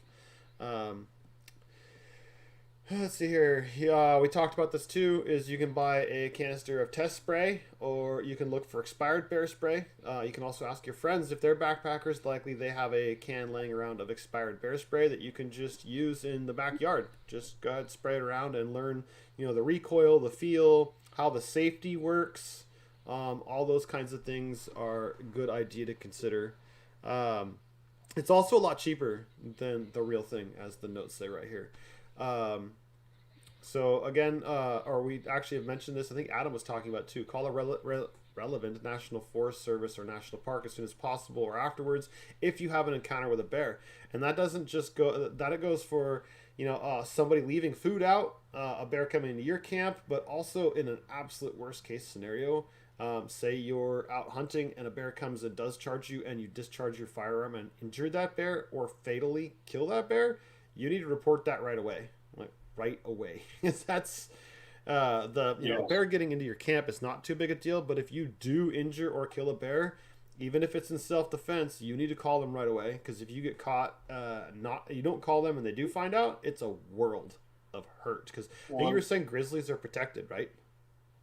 Yeah. So So the grizzlies on the endangered species list, so they're even more so restricted. So growing up, I knew a lot of people in Montana that had cattle ranches and sheep ranches and things like that. And I do know of one guy that shot a grizzly in self-defense on his property. That was a cattle rancher, and he had a very hard time proving that it was in self-defense. So my best advice is bear spray, not a rifle or a pistol if you're in serious bear country. It will work just as well to deter a bear, if not better, than a pistol. I went to an outdoor show one time that the guy that was, and obviously this guy was promoting bear spray, but he said, let me throw a tennis ball at you, and if you can shoot it out of the air with a pistol, you can take care of a grizzly while it's charging. And that is almost impossible. So what bear spray does is it creates a fog, and it's nasty stuff. Like, it's nasty. And it creates a barrier between you and the bear, so you're not having to try and basically euthanize it while it's charging. It's very difficult to do. So Yeah, if you injure the bear bear and not spray kill is it, a it'll very anger the effective bear. deterrent for grizzlies. Yeah, so bear spray, good thing. Links in the description down below. Yeah. Let's see here, where were we? So Adam had talked about keeping your kids close at hand, maybe teach them some things like don't run, don't scream, so on and so forth. One thing to consider is you could get inside your vehicle and drive away. I don't know that I would climb my vehicle and just sit there and hope it goes away. I have seen videos, and I'm sure everybody else has too, where a bear will climb on the car or try to open it or push on the windows. And when a bear pushes on a window, that's a lot of force. I don't know if it's on this slide, but Adam, you had mentioned keeping your windows all the way up. And one of the comments that I had with that to further that was a window that's all the way up is a lot harder to break than a window that's partially down.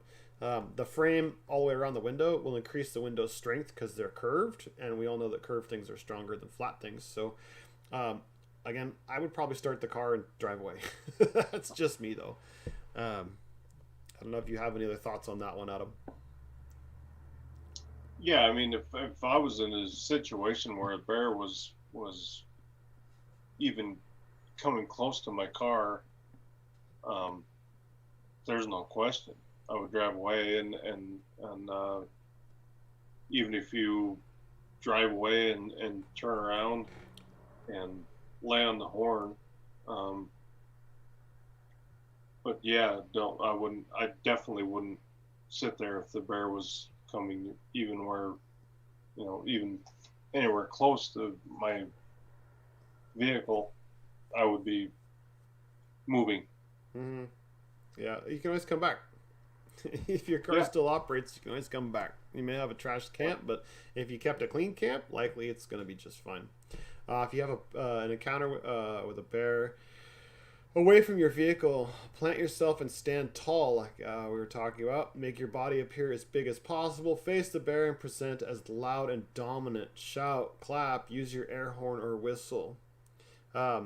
Be more assertive with a black bear than a grizzly bear. We go back to this behavioral thing we were talking about. You're going to want to be a deeper tone and more assertive with a black bear than you are with a grizzly bear. The behavioral thing goes back to science. So that's a couple little things I learned this week. Consider buying a bear spray canister to keep in your vehicle for travel. Remove the zip tie lock from the bear spray before using. We already covered that part. You can buy these canisters, link in the description, that you can put the bear spray into, and it has a foam. It's a hard plastic and then has foam around it to keep it from getting punctured or accidentally going off by rolling around in your car and the safety gets clicked over and then depressed. Also, if it does happen to go off, I don't know how it would because the canisters are hard plastic. You can put the bear spray with nozzle downward, close the lid. The foam will absorb a whole lot of the bear spray, minimizing the amount that will get into the vehicle, because hypothetically, if you're driving and that goes off, that could be absolutely disastrous and dangerous. Also, if you're going to be flying, let the pilot know that you have bear spray. They will oftentimes secure it to the outside of the airplane, or insist that you do have a bear spray canister. So keep that in mind. They're really cheap. They're plastic, foam, not expensive. Link in the description. If a bear comes towards you, deploy the bear spray in short bursts, 1 to 2 second bursts directly in the bear's face. But as we've seen tonight, there's different websites that have different opinions. Some were saying 6 seconds. This is saying 1 to 2 seconds. So also we've seen talked about doing left to right. Some have said start below the bear and bring it up towards the bear. So I don't know if you have any comments on that one, Adam, because I don't have much experience with the bear spray, and you have a lot more with bears. So do you want to touch on the length of the burst and the direction left to right versus up down? I've never had to use bear spray on a bear because I've never needed to. What about personal opinion? I would say start low and work up because of air current. And in places I've been and hunting in bear country and doing that sort of thing, backpacking, wind can be an issue. So the lower you start, the less wind you're going to get from the ground up. So I would say start low and work up, and kind of doing a circular motion. To the biggest thing is you want to have the biggest fog possible, and basically like a wall in front of you. So yeah. That's a good question. I think the main thing is that having that cloud in front of you depends on the wind, the topography, the foliage, the trees, wind direction, all these different things. So it sounds like from what we're talking about here, it's best to just every circumstance is different. Use your best judgment and practice with it. That would be my opinion, is practice with it all the time. Still trying to figure out what that sound was. That was a new one. Not sure what that was. Anyway, so moving back on. Effective range is about 9 feet or about 5 meters. Again, practice. One video I saw, the guy stuck a teddy bear in the bushes and then was practicing with that, pretending that was the bear and doing an upward motion in his case. But unfortunately, in his case, the wind shifted and it blew back at him, and he started his tearing up, and he's like coughing, and his nose is his nose is running. And I felt really bad because I've never used this stuff, but I know that is that stuff ever potent? So know your effective length. Practice. I know, broken record, I'm repeating myself. Buy expired bear spray, find some expired bear spray, buy some practice cans and use them. Don't spray around camp as a deterrent. Bears are curious. You might attract the bear. I know it's pepper. It's a smell. It's got other stuff in there. But again, it's not a good idea to practice in camp. Practice at your house where hopefully you don't have bears. We've got to switch to the next one here. So I only have so many slides per little section. I got to click on to the next one because we did this one already. We talked about this. So bear bells can be good for hiking, especially for dogs' collars, but bears are curious by nature and might be attracted by a bear bell.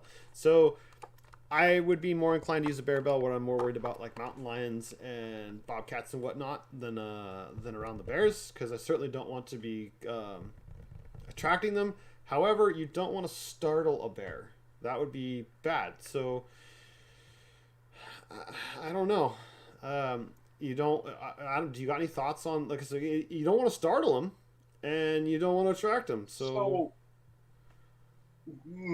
this is just strictly me growing up, and my experience with bears and grizzlies, and what I learned doing it was a bear bell isn't a bad thing, but also you can do the same. You can accomplish the same thing by talking loud, making noise, singing. I've done all that on the trail, but I've also used bear bells, and I still use them. I still do. I have one permanently attached to every one of my backpacks. packs that I use when I'm off grid and hiking. So I don't know. I've that's one thing that I've heard both sides of. I'm not sure what the best solution is as far as making noise, but I carry them. I I would rather have the bear know that I'm there than to just being quiet and walking up and spooking a bear. So that's my opinion on that. I don't know if it's right or wrong. You know, you have to kind of make up your own decision on that, but I would rather let a bear know as soon as I can that I'm there. Especially if it's got a kill or cubs around, right? Those are the two most dangerous times to be around one. That's very, very most dangerous. Yeah. All right, so bear bells. Some of the ones I did find had a little strap with a magnet in it so that you could disable the little thing inside so it wouldn't make noise. So if you wanted to be quiet, like when you were in camp and it was, a quiet time, you could employ that little magnet and it would quiet your dog down, or you could put one on your backpack. But again, food for thought. We're just feeding you as much as we can. A whistle is a good to have, but might not be loud enough or be effective deterrent. I found a lot of whistles on Amazon. And was watching a lot of videos on them, and one guy was saying that the quieter whistles could be, like a bird sound, and well, a bird could be food. So the link in the description is to one that's like 120 decibels. It claims to be the loudest whistle in the world. It's really, really loud. So consider having one. It's better to have it and not need it, right? It's like a spare tire or a Band-Aid. Talked about these a couple times. Air horns are very loud and effective, cheap and easy to find, great to use if a bear is coming towards you and slowly as you get out of reach of the bear, or as before a bear gets into reach of the bear spray. So hypothetically, a bear is near you and you are nervous, grab the air horn and discharge that. It's not going to cost you much money. It's not illegal, and hopefully that works and it scares the bear away, because they are really, really loud. And nobody wants to use the bear spray if we don't have to, because hypothetically the bear is upwind. It's going to come back down towards you. So the air horn is not going to hurt you. It might make your ears ring for a while, but they're good to have. And very readily available. You can get them all over the place, not just from the link that's below. Bear bangers. We talked about this before. A bear banger is looks like a shotgun shell, a large one, that you stick on this pen looking thing, and when you release the trigger, it makes a large pow, and it shoots this projectile up and explodes, startling the bear. Hopefully it's kind of like a gun discharge, but it's way up in the air. But the thing you want to well, actually, we're going to cover that in a second. So they are considered an explosive, so use extreme caution, and also check your regulations, because the only place I saw them being employed in the videos was in Canada. So I don't know. Check your regulations. So with the back to the bear bangers isn't pointing them in the right direction though. Point them up. Don't point them out, because hypothetically, if you shoot the bear banger towards the bear, what if it goes past the bear and then explodes? Well, bear might run at you, and that's counterproductive. So shoot them up. Don't shoot them out over the bear, and you certainly don't want to shoot it behind you, because that's, it's further away. So shoot, if you do get them and you do use them and they are legal where you're at, shoot it upwards. Sex administration. This has been like a hot topic, like all over the internet, is like these things here. So I did a lot of research of articles and YouTube about sex while you're camping. Some people were thinking that it released these pheromones or aromas that would attract a bear. I was unable to find any case studies or anything that proved that you would increase your risk of a bear coming into camp or attacking you if you're having sex on the trail or in the Opus or camping in any way, shape, or form. So there's not much to go into on this one, because again, I couldn't find the information saying that it was a problem. So be humans, have fun, be safe, and well, I shouldn't say be safe, but anyway, yeah. Enjoy yourselves. How about that one? Okay, So menstruation, though, did find some articles on this one.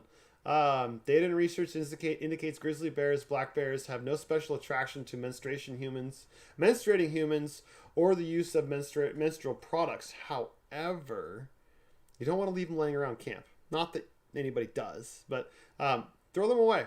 Don't burn them, though, because as we were talking about earlier in the live stream, the problem with burning them is that our fires are not hot enough to completely incinerate them and destroy them. So throw them away, dispose of them properly. You could, in the link down below are some odor-proof bags. You could stick them in there and then throw them away when you get to a dumpster or a trash can or whatever other disposal thing. Yeah, I would say that for a while that was a big deal. Mm-hmm.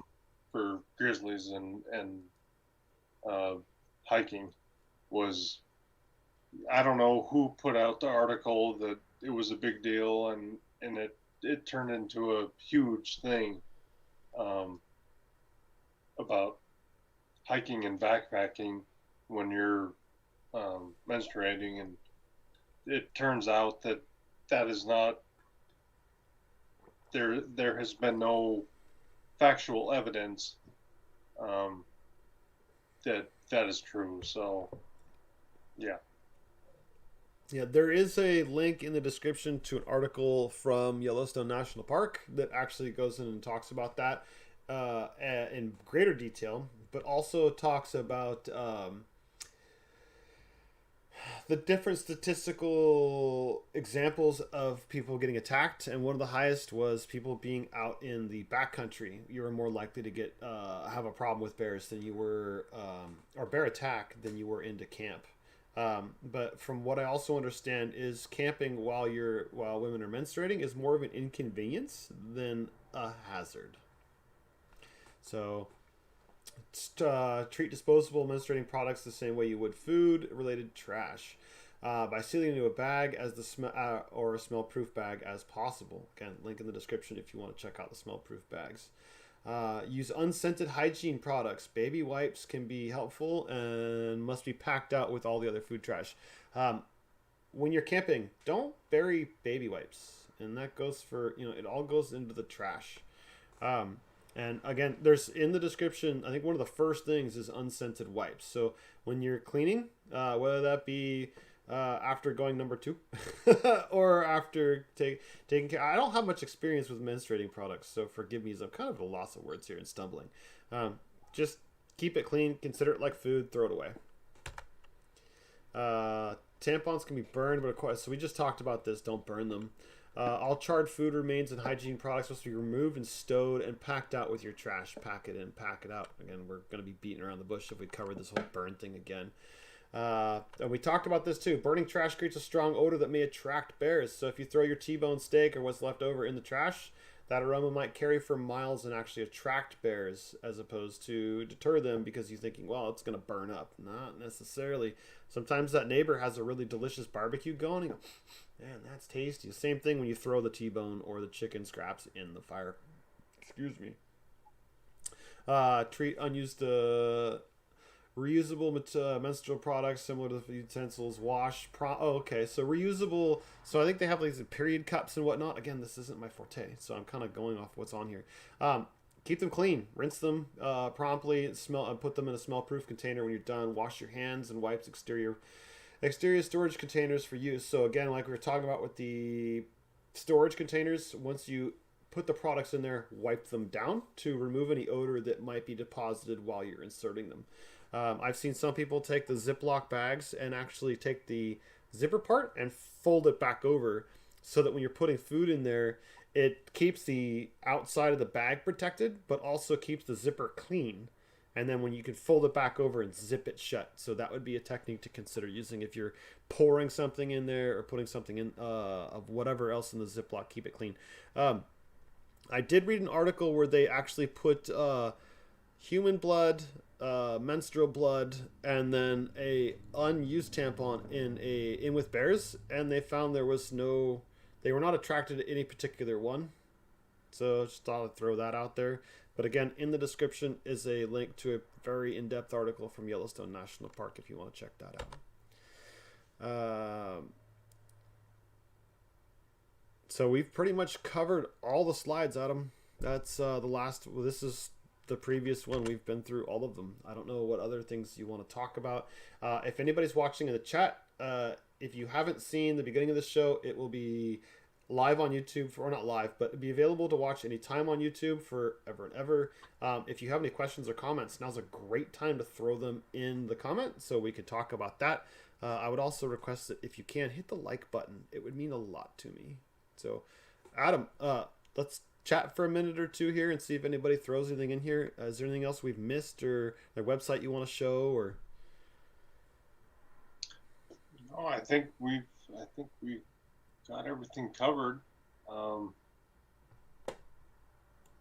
The biggest thing that I would like to say through all of this, and this comes from living in bear country and growing up in bear country, is that millions of people are out there camping and dispersed camping every day, whether it be in tent or off-road trailer or whatever. You just don't hear about. You hear the worst. So yeah, dirty laundry sells, don't be right? afraid. Yeah, don't be afraid to explore those places just because you heard one bad story of someone having a incident with a bear. It can happen. It definitely can happen. But the more you keep your camp clean, that's the number one thing, is keep your camp clean, and do the necessary precautions of keeping things clean in your camp, that you'll be fine. Like it's not a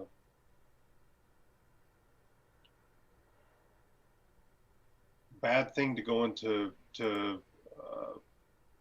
Yellowstone and Tetons and Glacier Park and even Yosemite,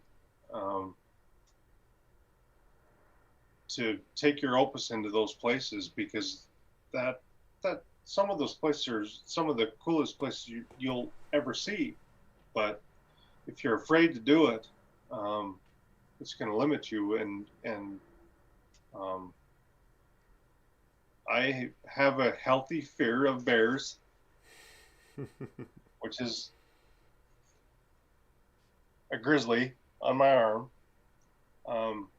because I've had encounters with bears, and but it reminds me that you can be in bear country and not fear them. You need to have a healthy respect for them. It's very important, and everything that we've covered in this live stream is very good information, but it's not necessarily what would you call it, facts. This is what I have grown up and learned with, growing up in Glacier Park and the surrounding area, and this is what, for as far as me, what's worked for me. So yeah,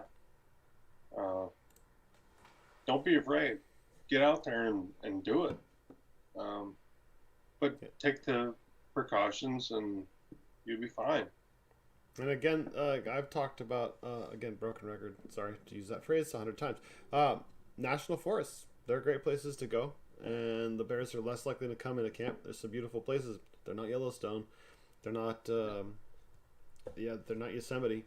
But like Adam's saying, but don't be intimidated. Just do your diligence, do some research, carry some stuff to keep yourself safe. Ounce of prevention, ounce of cure. Keep yourself from having an encounter. Or if you do have an encounter with a bear, you're both going to walk away unscathed and not have any issues. So, with all that said, again, we appreciate you guys watching. Comments are greatly appreciated. All the links are down in the description for the websites we've covered, plus some. If you want to see the slides or download the 4 pages of our notes that we took to develop those slides, they're all available for download on Patreon. And you can find, Adam has, what do you use? West Coast Opus Owners is your group. West Coast Opus Overlanders. There you go. And I'm Bluebeard Adventures, so you can find us both on Facebook personally, but also through our groups. As I mentioned, I'm trying to see if I can work out a trip where we can go get Christmas trees in the forest, get a bunch of Opus owners together, and let's go out and I'll show you some cool places I like to roam around and come home with a Christmas tree, because the permit's only $10 for Mendocino National Forest. So with that said, I'm going to say nice, glad you guys all watched. Nice to see y'all, and hope to see you in the next live stream. Adam, if you hang on for a second, I'd appreciate it.